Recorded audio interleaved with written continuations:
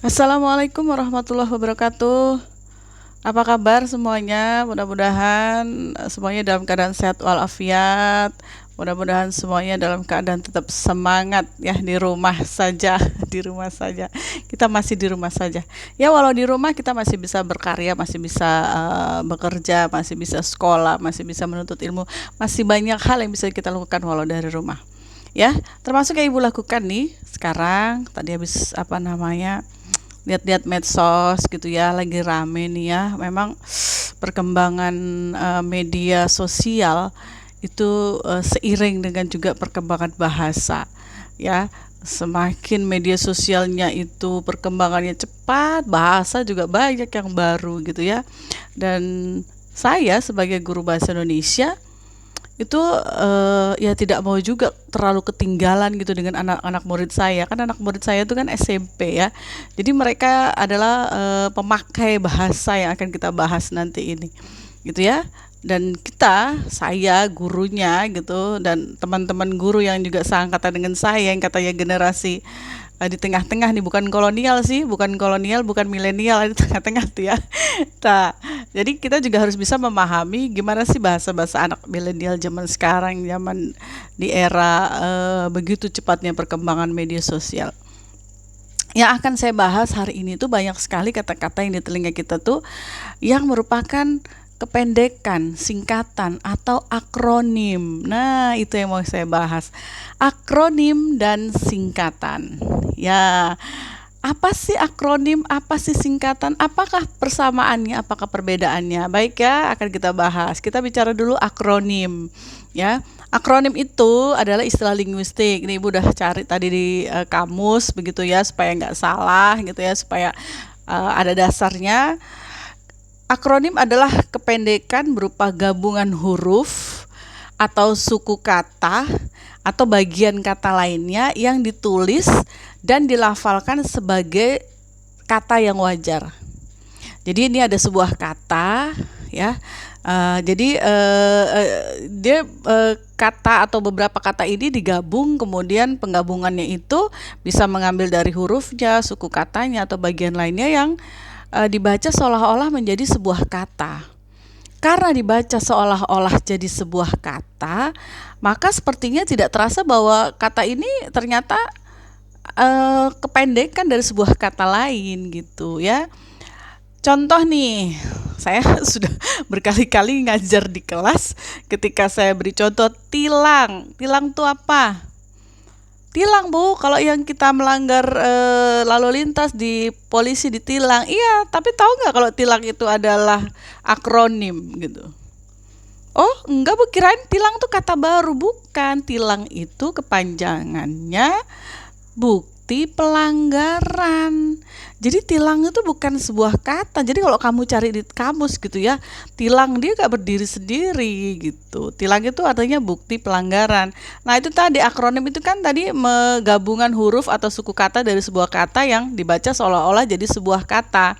Karena seolah-olah jadi sebuah kata, jadi kadang kita lupa bahwa kata itu sebenarnya adalah gabungan gitu. Ya, kependekan gitu. Jadi tilang itu bukti pelanggaran, bukti pelanggaran. Oke. Kemudian di Bontang ini kan ada nih kompleks rudal. Ayo kita makan soto di depan rudal. Rudal itu apa? Rudal itu bukan kata tersendiri, dia juga merupakan akronim. Panjangannya apa? Peluru kendali. Oh, peluru kendali. Iya, jadi rudal itu bukan kata sendiri ya.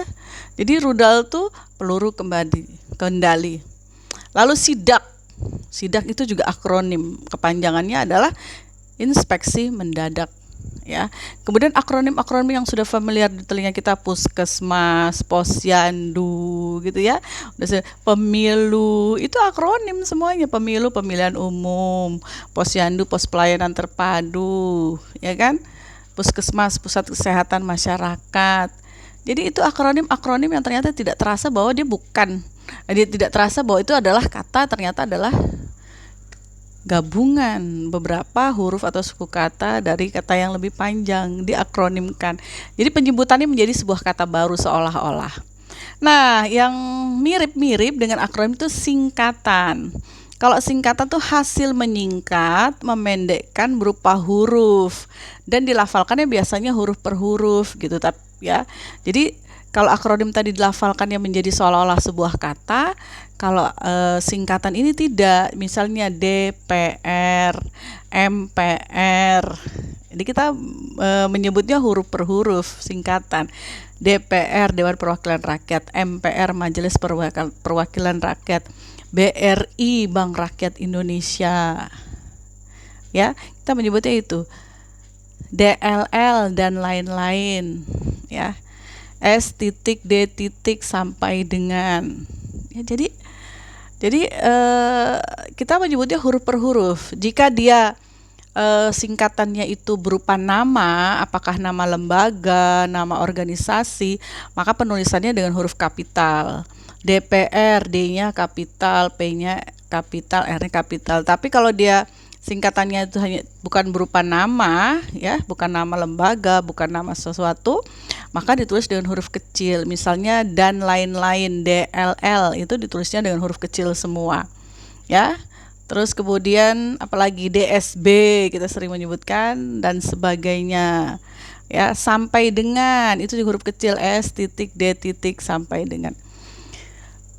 Itu akronim dan singkatan. Udah bisa bedakannya ya. Jadi kalau akronim itu berupa gabungan huruf atau suku kata yang dilafalkan sebagai sebuah kata.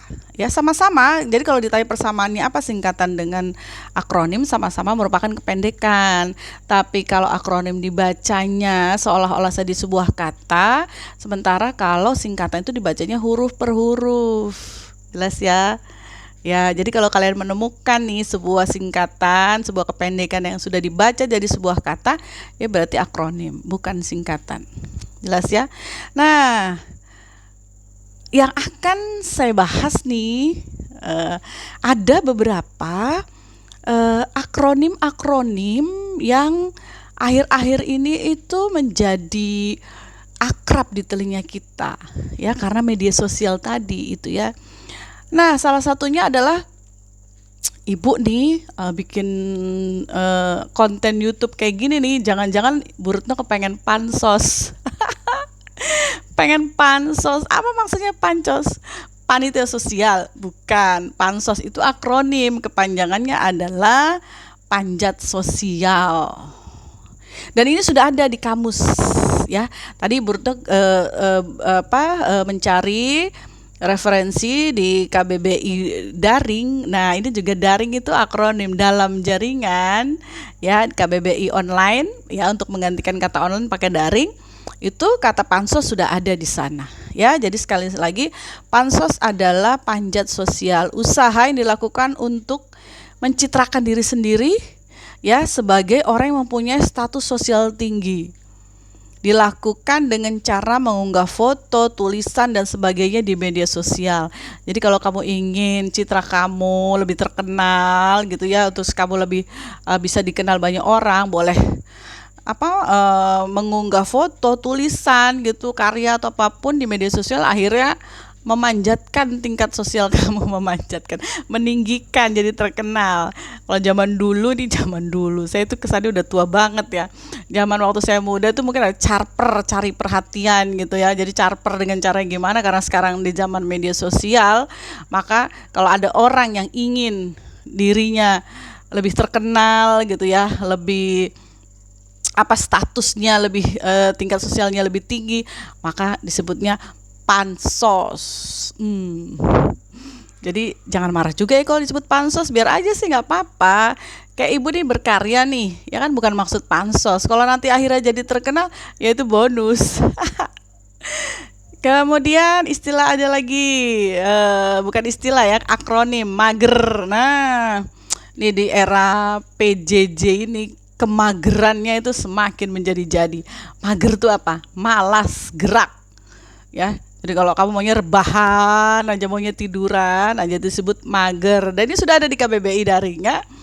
Kemudian yang sudah ada di KBBI daring juga maksi, ya, makan siang. Sudah ada di KBBI daring, ya. Jadi ternyata sudah bisa diterima dan itu jadi bagian dari kekayaan bahasa gitu ya. Jadi kalau kita ayo maksi gitu, ayo makan siang, nah, gitu ya. Kemudian ada lagi nih yang sering nih alay. Duh, ini saya setelah baca gitu ya, asal usul kata alay itu memang menarik ya. Alay, alay itu ternyata kepanjangan juga, maksudnya singkatan, akronim juga gitu ya. Alay itu akronimnya anak layangan. Hah? Anak layangan? Gimana sih maksudnya? Atau ada juga yang menyebutnya anak lebay atau juga anak kelayapan. Jadi alay itu ada beberapa versi ya, bisa anak layangan, anak lebay, atau anak kelayapan. Kenapa sih sampai disebut anak layangan, alay, anak layangan? Karena gini, katanya tuh ciri-ciri anak alay itu ya rambutnya merah, terus berkulit gelap, seperti kebanyakan main layangan. Jadi saya jadi inget ya dulu juga sukanya main layangan. Memang tuh kalau habis main layangan ya, udah keringatan gitu ya, terus ini kepala panas gitu ya, terus rambut juga memang bisa jadi merah, iya, terus kemudian hitam ya. Jadi ternyata anak alay itu, nah ternyata di media sosial kan banyak tuh ya, kita lihat anak-anak yang kayak gitu yang rambutnya pang, itu rambutnya disemir warna merah, kuning, hijau, biru dan sebagainya. Terus kemudian tapi kulitnya eksotis, Indonesia banget, gelap gitu ya. Terus kemudian mereka melakukan di sini juga digambarkan anak alay itu kadang norak gitu ya, terus penampilannya itu mencari perhatian berlebihan dengan segala tingkah polanya gitu ya, disebut alay. Jadi kalau ada orang yang agak overacting yang tingkahnya terlalu banyak gitu, disebut alay lo gitu ya. Jadi asal usulnya ternyata anak layangan gitu tadi, ciri-cirinya rambutnya merah sama kulitnya gelap. Waduh, ya itulah bahasa yang menarik banget gitu, karena nggak kepikiran dari situ muncul kata alay ya. Nah, itu tadi pansos, mager, maksi, alay itu di KBBI daring sudah ada ya. Kemudian saya cari lagi beberapa kata yang ternyata di KBBI belum ada ya, karena memang mungkin belum ada kesepakatan, terus para ahli bahasa juga belum melihat bahwa ini penggunaannya mungkin belum meluas begitu, sehingga memang suatu bahasa untuk ya, jadi sebuah kata untuk bisa diterima gitu masuk ke dalam kamus sebagai kosakata bahasa Indonesia juga prosesnya nggak langsung gitu ya. Jadi kata ini dilihat dulu asal usulnya dari mana, lalu penggunaannya seperti apa ya, kemudian berterima atau tidak nih kalau dijadikan menjadi kosakata bahasa Indonesia, banyaklah prosesnya ya. Dan jadi ada ini beberapa akronim-akronim yang akrab di telinga kita, tapi dia di KBBI daring menurutnya cari belum ada. Misalnya modus tuh ada tapi dia bukan yang modal dusta gitu ya. Di KBBI modus itu artinya cara. Sementara kalau yang di kalangan bahasa gaul itu disebutnya modal dusta. Jadi kalau kita melakukan sesuatu tapi kita bohong gitu ya, lah modus aja lu, modal dusta. Memang tapi ada kaitannya sih dengan makna modus itu sendiri. Kalau modus artinya cara ya, berarti cara kita untuk melakukan sesuatu tapi caranya tuh dusta, bohong, jadi disebut modus gitu ya. Terus kemudian ada lagi kayak gini nih, ini antik memang ya, memang itulah bahasa. Kalau ada pemakainya ya berarti ada kata ini kan. Komuk kusut gitu. Ada percakapan gitu, komuk kusut. Komuk tuh apa? Kok muka lu kusut? Jadi ada komuk, kok muka lu gitu ya. Ya jadi aduh. Ya tapi sebagai guru bahasa Indonesia kita juga harus bukan menerima, artinya kita harus tahu ya, minimal tuh tahu, dan memang harus diterima kalau memang ada penggunanya gitu ya. Kemudian damat, tahu nggak damat tuh apa? Bodoh amat. Jadi kalau kita lagi ngobrol terus kita nggak terlalu respon gitu, damat, bodoh amat ya, jadi damat. Kemudian ada no life, dari bahasa Inggris no life, udah nggak hidup. Jadi kalau kamu kayak udah nggak punya, no life, udah tidak hidup ya, sudah mau mati kali. Atau udah nggak semangat, no life ya. Kemudian ini buat mereka yang lagi jatuh cinta gitu ya, terus kemudian perasaannya itu apa-apa itu demi cinta nih, disebut bucin. Apa kepanjangannya bucin? Budak cinta. Jadi karena terlalu diperbudak cinta, perasaan cinta disebut bucin. Nah ini buat anak-anak ABG nih, kayak murid-murid ibu yang masih SMP ya, banyak bucin-bucin ya. Apalagi kalau ngelihat bintang-bintang Korea, aura-aura kebucinannya itu muncul. Kemudian ada lagi meneketehe, itu panjangan dari manaku tahu, meneketehe. Kemudian ada lagi ini cukstau. Jadi kalau kita lagi ngobrol tuh ya, atau di media sosial ada muncul istilah cukstau, cukup tahu saja ya. Jadi supaya kita juga guru nih nggak ketinggalan informasi ya, nggak ketinggalan zaman. Nah, tiba-tiba kita lagi curhat nih, kita curhat tentang merah, misalnya lagi curhat tentang merah, terus tiba-tiba muncul curhatan warna kuning gitu, disebut curcol, curhatan colong. Aduh, jadi ketika kita curhat yang dilakukan bersama hal lain yang tidak terkait gitu ya, jadi kita lagi ngobrolin tentang A misalnya gitu, terus tiba-tiba keceplosan tentang B, jadi curhat colong, curcol gitu ya. Nah, ini satu lagi nih, kalau ada seseorang yang keinginan tahuannya besar tentang sesuatu secara detail disebut apa? Kepo. Ternyata kepo itu adalah akronim, kepanjangannya K-nya knowing, E-nya every, terus kemudian P-nya particular, dan O-nya object. Jadi dari bahasa Inggris ternyata kepo ini, knowing every particular object. Jadi untuk menggambarkan orang yang serba tahu, atau sekarang malah justru bukan untuk menggambarkan orang yang serba tahu, justru orang yang ingin tahu secara detail tentang hal lain, itu disebut kepo. Nggak rasa kirain kepo tuh cuma sebuah kata, ternyata kepanjangan ya. Jadi kita harus tahu nih, guru bahasa Indonesia nih ya, guru bahasa Indonesia juga harus kepo dengan bahasa-bahasa yang ada di dunia anak-anak didiknya gitu ya. Harus kepo juga, harus tahu juga. Kemudian sering lah anak-anak saya juga maci. Nggak apa sih maci?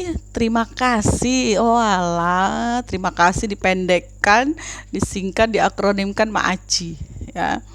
Terus kemudian kalau ada orang nih yang ngasih pendapat kepada kita, jujur sih pendapatnya, tapi menyelekit gitu, julid. Jujur tapi nyelekit. Tapi di dalam KBBI itu kata julid ada, di sini diartikan iri dengki dengan keberhasilan orang lain. Jadi kalau orang julid itu iri dengki dengan keberhasilan orang lain, yang biasanya dilakukan itu dengan komentar, dengan status di media sosial yang menyudutkan orang lain gitu. Karena kita sering ya dengar kata julid gitu. Jadi artinya jika kita iri dengki pada orang, tapi ada juga yang menganggap ini akronim, jujur tapi nyelekit gitu. Jadi agak-agak menyakitkan hati kalau ada orang julid ya sama kita. Kemudian tadi ada daring ya, di dalam jaringan itu untuk menggantikan online, dan kebalikannya luring, di luar jaringan atau offline. Banyak ya ternyata.